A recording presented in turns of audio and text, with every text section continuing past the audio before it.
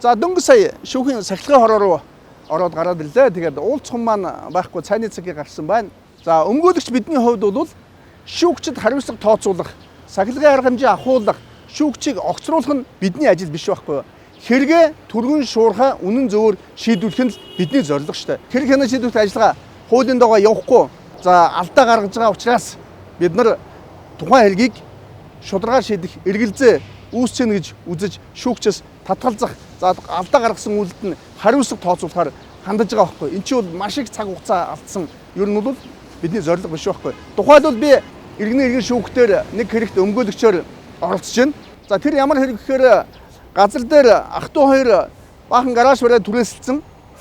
Дүү нь болохоор энэ миний өмч газрын гэрчгээ миний нэр дээр учраас хууль ус эзэмшлээс чөлөөлнө гэдэг. Ах нь болохоор шударга эзэмшиж би энэ гаражийг би өөрөө барьсан юм а, миний өрөнгөөр барьсан юм а. Би газрын гэрчгээ ахуулах гэж дүүгээ явуулсан юм а. Гэтэл дүү өөрийнх нь нэр дээр гаргасан байна гэдэг ийм зүйлийг хэлж маргадаг байхгүй. Тэгэхээр энэ маргааныг шийдвэрлэх үндсэн асуудал маань өөрөө захиргааны хэрэг дээр газрын гэрчилгээ хуулийн дагуу олгогдсон эсэх асуудлыг шийдэж түүн дээрх гаражийн өмчлөлийн асуудал шийдэгдэх ёстой байхгүй. Тийм учраас манай итгэмсэн төлөөлөгч хэргийг төлөвлөжүүлэх хүсэлтийг гаргасан. Гэтэл тэр хүсэлтийг шүүгч дараагийн хуралдаанаараа шийднэ гэд хойшлуулсан. Ингэнгүүт надад эргэлзээ төрж штэ. Хууль заснаар хүсэлтийг нэн даруй шийдэх ёстой үстэй. Гэтэл нэн даруй шийдэхгүй хуралдаараа шийднэ гэдэг чинь давах хэрэггүй захирамж гаргаад тэр хүсэлтийг хүлээж авахгүйгээр цааш нь шийдчих нөхцөл үүсэж байгаа байхгүй юу. Тиймээс бид нар өнөөдөр хүсэлтийг хуулийн дагуу шийдсэнгүү гэдгээр нь сахилгын хороонд гомд гаргасан. За сахилгын хороо ч гэсэн сахилгын хэрэг үүсгэсэн байхгүй юу.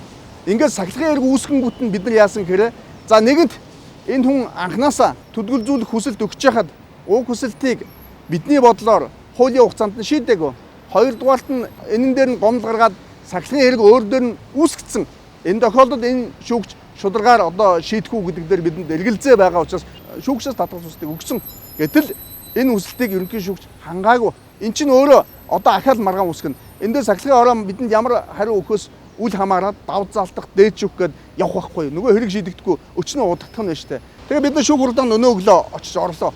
Орсон чинь яасан гэж нөгөө өмнөх хүсэлтээсээ татгалзаад дахин шинээр хүсэлт өгсөн хэргийг шийдэхдээ шүүх хуралдаанаа шүүгч манай итгэмсэн төлөөлөгчийн хэлсэн үгийг хэлээгүй болгож зохиож бичээд гаргасан хүсэлтийнхээ эсрэг санал өгсөн мэтээр бичээд захирамжаа гаргацсан байна шүү дээ. Одоо эн чинь юу гэсэн үг вэ? Ингэж болох юм уу? Ингэнгүүт бид захирамжааг үзээд мөн өнөөдөр шүүгчээс татгалзах хүслийг бас өгчлөө.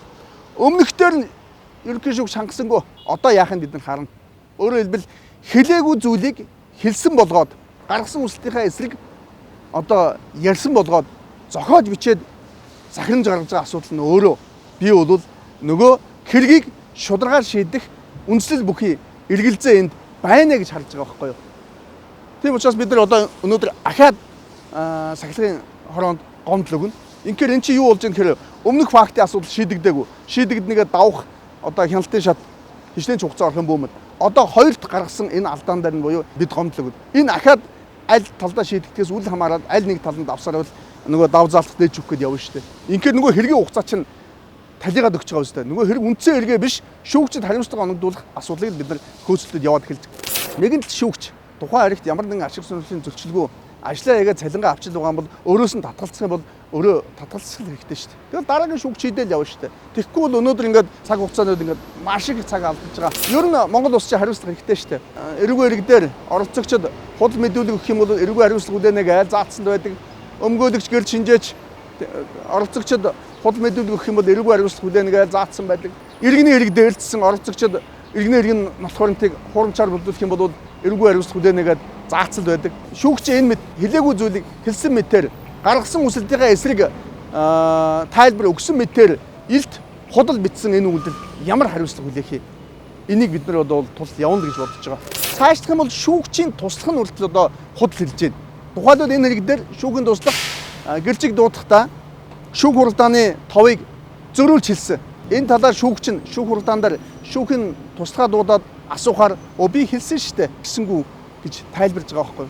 Гэтэл би шүүх хуралдаанд орохоос өмнө нөгөө гэрчид мэдэгдсэн үү гэдэг чинь зургийг авчих тийм байгаа юм шүү дээ. Хоёрдугаар манай талаас асуулах гэсэн гэрчид өөр өдөр шүүх хуралдаантай тухай мессежийг би авчдсан байгаа үстэй. Ийм баримттай зүйл дээр шүүхийн туслах урт худлаа ярьж штэ. Гэхдээ яг биний хувьд бол шүүхийн туслахт бол гомдол гаргахгүй. Тэгээд тэр нэг залуу хөхөд нэг алдаал байсаа шүүх хурдааныхаа товыг андуурч явуулаад байсаа. Тэгээд шүүгчийн асуугаар бандчихаа. Гэхдээ энэ чинь үр дагавар нь нэгдүгээр хуулийн байгууллагын ажилтнууд ингэж худлаа ярьж болох уу? Хоёрдугаар тэр шүүх хурдааныг хойшлуулж байгаа байхгүй. Өөрөөр хэлбэл шүүн туслах ажиллагаа хойшлогдож штэ. Шүүхийн туслахын хариуцлагагүй үйлдэлээс болоод тухайн гэрэл шүүх хурдаан дээр ирэхгүй шүүх хурал хойшлуулж байгаа байхгүй.